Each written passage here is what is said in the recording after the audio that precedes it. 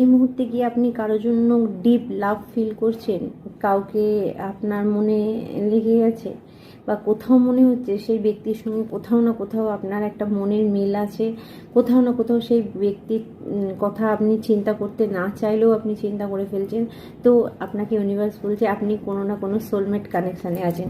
তো সেই ব্যক্তি যার জন্য যে আপনার মনে জায়গা করেছে, সেই ব্যক্তি আদৌ আপনাকে ভালোবাসে না আপনি একা এটার মধ্যে চলছেন, তো সেটা একটু দেখে নেব। ওকে, রিয়েলাইজেশন, ইয়েস।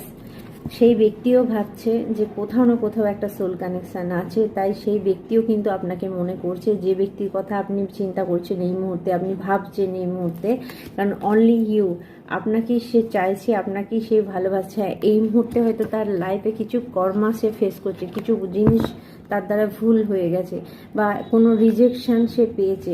অর্থাৎ আপনাকে ছেড়ে যদি কোনো থার্ড পার্টির কাছে আপনার পার্টনার গিয়ে থাকে, সেখানে রিজেকশান পেয়েছে এবং সেটা রিয়েলাইজেশন হয়েছে, এবং সে নিজে বুঝতে পারছে সে তার কর্মা ফল ভোগ করছে।